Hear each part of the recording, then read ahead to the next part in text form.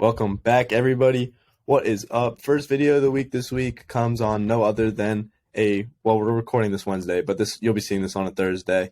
I told you, weekly, this is the Bad Batch recap that I'm doing with our CEO of Star Wars, resident Star Wars consultant on the channel, Jared Silverman, back for another edition of this Bad Batch recap. Just a reminder, guys, we are only, 3 weeks away, are we, from this Mandalorian debut here? We have the Mandalorian coming. Season 3. We're going to be doing, I don't know if we'll be doing a live stream, but we'll definitely be doing a live reaction to it. I don't know. I don't even know if you can actually watch it live on YouTube, but we will, me, Jared, and Connor will be back for that. We'll be doing a live reaction, binging that. I'm super excited. That's going to be our next special that we have here on the channel. So that's going to be a great episode right there. I know we're all super excited about that. But yeah, our Star Wars consultant back for another episode. First episode of the week on the channel at all. But this, I think, is a good way to get this week going. Bad Batch episode 9 just came out, coming off a hot two-parter in episodes 7 and 8. But this is kind of a regression to the mean, like we predicted. We said, it's probably gonna be a slower episode this week. Predicting a little bit of filler. But with that being said, let's get right into this. Jared, take it away. Give us a recap of what happened in this Bad Batch episode 9. So I can't say, we definitely expected this for sure. It was a lower stakes episode. The characters are kind of reacting from losing Echo. Everybody's kind of on edge, and you see that throughout the episode as they kind of get at each other's throats and get into arguments. So the episode starts where they're on a planet flying into a canyon, and I gotta say, I never really noticed the visuals until I saw how good looking the canyon was. They nailed the image. That's true. That looked great. That's a good point. And then it's really, it's improved. Yeah, they land their ship, and then they make their way over to a mine to get a rare explosive mineral, and they park the ship out of the view of where they station Wrecker to look out. So the ship ends up getting taken right around the time they finish the job. Which I never understood that. That just feels kind of stupid, planning-wise. Well, I bet if Echo was there, he would have foreseen it. Sure, yeah, that's yeah. But the ship gets taken, and they're forced to make I believe it was a 40-click walk to the nearest town. Pretty long walk, and they're in this canyon when they have to deal with a stampede of these huge moose-looking things, and then immediately following that, a destructive storm comes sweeping through. So they find refuge in another mine, and the mineral that they had ends up blowing up and sealing them in the mine. So what they do is they're trying to clear out, and then Omega gets frustrated with how Tech is handling the loss of Echo. So she retreats into the mine to be alone, finds more of the explosive material, and then later links back up with him, Tech, to mine the material. And they then fall down a cavern into water, get lost, and then the rest of the gang shows up, and they bust their way out of the cave, finding an alternate exit. And then they make their way to the town that they were trying to get to, only for Sid to reluctantly send someone to come get them, but it's going to take a few days. And we're left off with they still can't get in contact with Echo, but maybe they can get in contact with Cody. I hope so. That's true. That's interesting. I didn't even think about that. I think that's the best way to tie him back into the story. Yeah, I kind of agree with you. Oh, yeah. Yeah.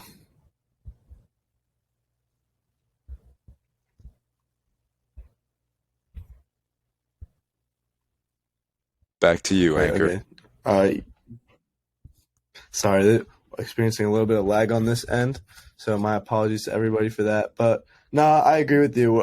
Really, this is a nice slow episode, but a sneaky important one at the same time, because we're getting a lot of character development here. That sometimes you got to go back and rewatch a little bit. I definitely had to rethink it after I was done, because on the surface level, I was kind of bored with the episode. A little slower. Obviously, a decline from what we got. But then I go back and think, and I'm like, okay, never mind. I kind of have to look at this a little deeper than I was the first time around. I'm seeing good. You see great character development from Tech. He's obviously emotional in a different way than the other people are when it comes to losing Echo. When it comes to losing Echo, and he handles it differently. And you can obviously see that he's emotional, but you can't tell. Obviously, Hunter and Wrecker are dealing with it in their own way. And you just see the tension that's there. That it was a big loss for them because Echo meant a lot to the crew. So they're all kind of on edge. They're all missing a key member. They're already still devastated from losing Crosshair. I mean, say what you want about the guy as many times as he's tried to get back at them. He still was their brother. So that's two big losses in a relatively short span of time. But no, I like the character development from Tech. We see that, and then that sneaky little plot hole that's in there, or not plot hole, I should say, plot piece that's in there with Sid. They contact Sid looking for help, and you kind of just reminisce back to the whole pod racing episode where they get warned, when you need Sid most, she might not be there for you. And we saw a slight glimpse of that in this episode today. They called her, and she was really just not looking to help. Like she came off as if she didn't care. And after they harass her and keep jawing at her and say what they did for her and all that good stuff, she finally comes around and says, okay, a couple days from now I'll see what I can do, but no promises, all that stuff. So you really don't see the caring element that you thought was there in that relationship, and you kind of think back to that moment. You're like, okay, this is a little plot piece that I'll have to hang on to and remember as time goes on. So I did like that piece too. Good. I like what you said. Actually, I really like what you said about the Cole Cody stuff. I hadn't even thought about that because you're right. This does feel like a two-parter, but like this time instead of releasing both episodes, they just we get one this week and one next week. So maybe that'll happen in the future. Next week we'll have to see if Cody comes into this. But overall, yeah, I kind of agree with you. There's a lot of interesting like subliminal pieces here, or under the radar stuff going on. As far as the actual content goes, on surface level, it wasn't much. It was a filler episode to say the least. But I like it. It's fine. We both said this last week that we were expecting it to come down because you can't not climax, but you can't go so far up in terms of action and then stay there. It's not sustainable. You have to come back down at some point. So that's my initial reaction to it. I do like where this is going. I mean, you're right. That Cody piece is still great. I would hope that that's where this goes. Is there anything else you want to add as far as that? Like, do you think there's any? Did I miss anything that you saw in the episode? No, I think you pretty much got it all. I mean, I thought this episode was fantastic. I wasn't really expecting a two-parter like this, but I like it. I thought it was going to be like kind of a one-off episode, but I'm glad that they're kind of carrying on some kind of storyline. I thought the development with Tech was needed because, I mean, he doesn't really have much of a character other than just being the analytic, brainiac guy who kind of gets everything done when, you need somebody, with a little bit of finesse, with like hollow pads and all that. But, I mean, I think they did a great job of just showing that he's different, he processes his emotions differently, and I mean, he's like he said, they were good without Echo. They're going to be good they were good without him before. They were good with him, and they're going to continue to be good even though now he's gone. Because that's just how he thinks, And I never really thought about that. I never really considered that he just thinks about it differently. Because I mean, they were all pretty vocal about how upset they were, except for him. Until he had that moment with Omega where he just kind of got to lay it all out and tell her that he feels everything differently, which I thought was fantastic. The episode as a whole, I don't know what they're going to do with it for next episode, but I liked what we got so far. I don't know where it was going. Yeah, it's a really slow-paced episode. There's no real action other than the storm scene, really. Maybe the part where they fall and then blow up the rocks after, but that's a stretch. And then it's not. I mean, I wouldn't even say it's action. Yeah, it's just kind of like stuff happen. I can't even give it a good description. But overall, I with appreciate that being this said, episode. though. Oh yeah, no, finish up. I like the episode a Yeah, I lot, agree. and It I don't ups know what they're gonna the take character it. development.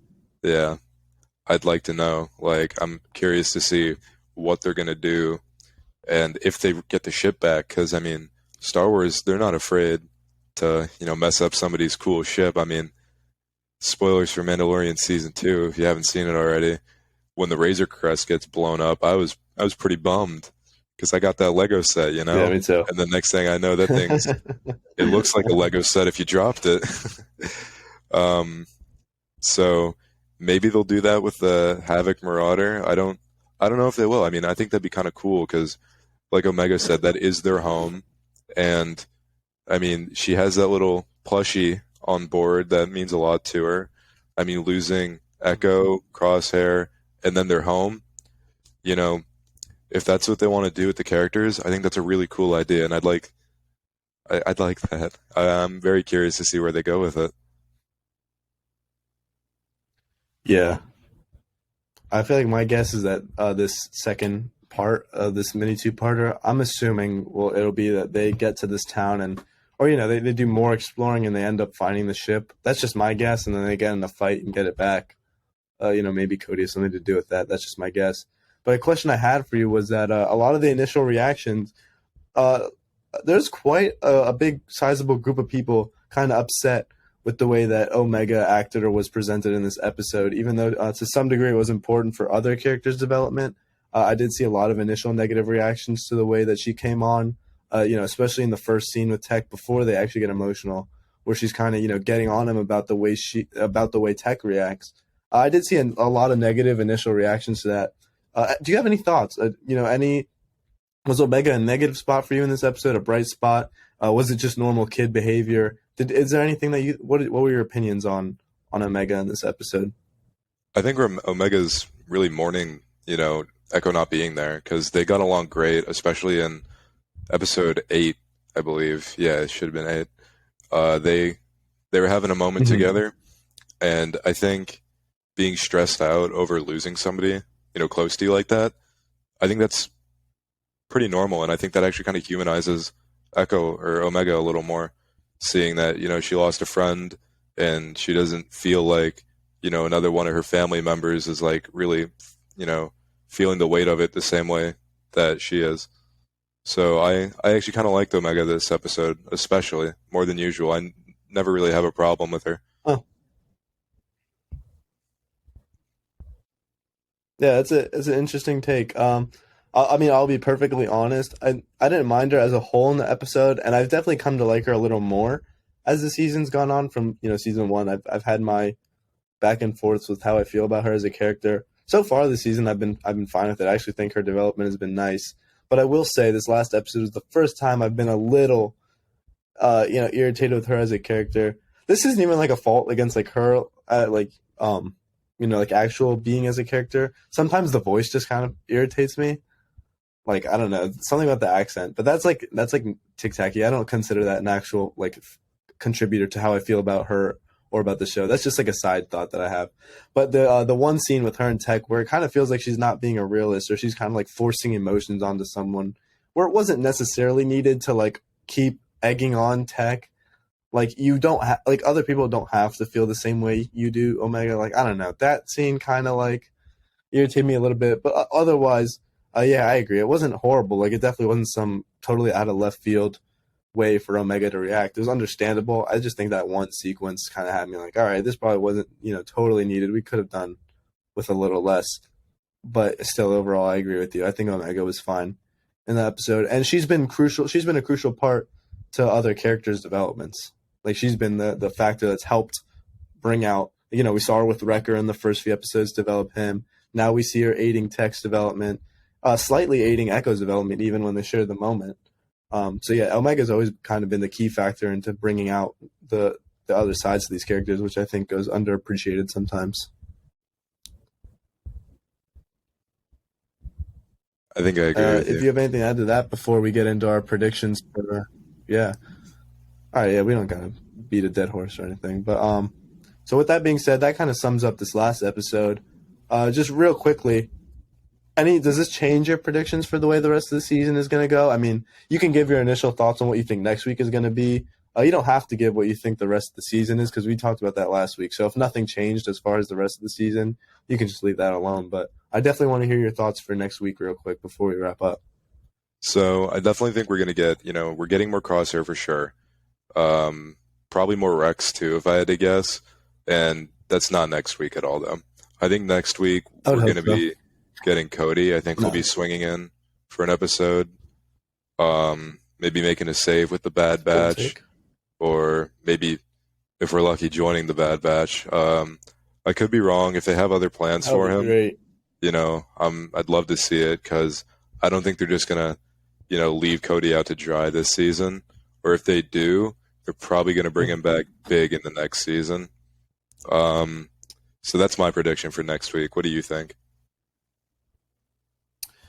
Yeah, I gotta agree with you a little bit. Obviously, I don't think we're gonna get a Rex or a Crosshair. I would be surprised. I would be really surprised if we pivot completely away from the Bad Batch next week and it's one of those episodes that focuses on other characters. That would be really out of left field. I would not be expecting that. I guess I can't put it past them, but it would be a really interesting approach. I don't know how I'd feel about it. It could potentially be good. But this felt like a two-parter, so any episode that diverts its attention away from the Bad Batch would be intriguing. But I gotta agree. I think this is like a prime spot for Cody to come in if you're going to use him again this season. Which I would expect. I don't feel like you would do all that just to kind of leave him hanging, but I don't know. Other than that, yeah, I think we're going to get the finishing to this little two-part sequence. I think they're going to go find the ship, get into a fight maybe. For the ship and ultimately get it back. And then this could potentially segue into the storyline that we see with Sid when they get back. That'll be interesting to see if when they get back what their reaction is to Sid. Why weren't you there for us? We've been there for you, and it seemed like you didn't care. So could that be something brewing potentially after this? I don't know.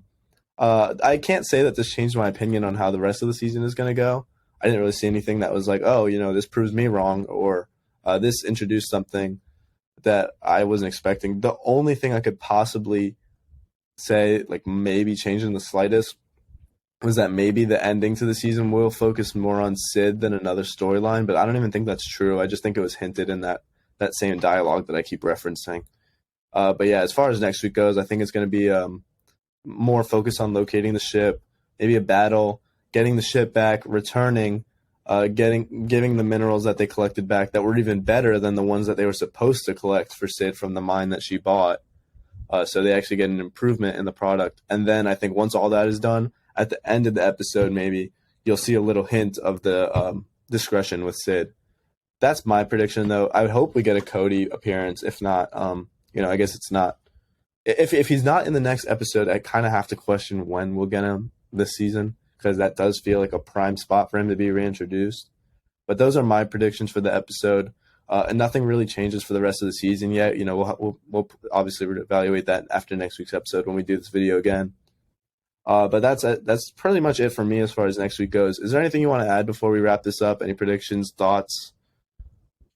That about does it, but I would like to see Sid transform maybe into some kind of antagonist, second to the Empire. I think that could be a really cool, depending on what they do with it, a cool spot to leave the Bad Batch in right before the finale. It's true. Is this 16 episodes, right? I think so, yeah.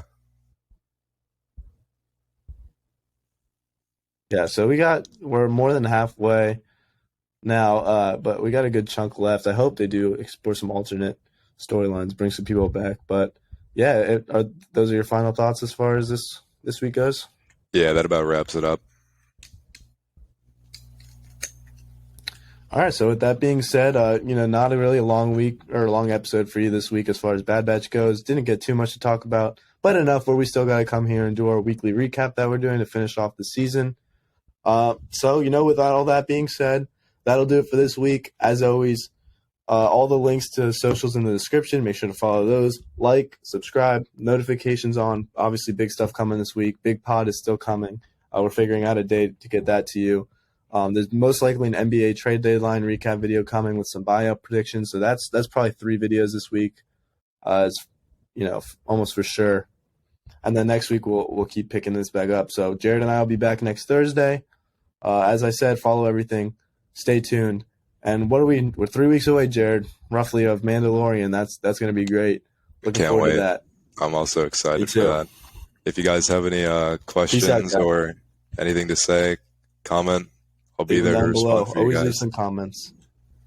Yeah, Q&A with Jared, possibly. That's an interesting. That's an interesting idea. But yeah, with that being said, that's it for this week. So peace out, guys. See you around.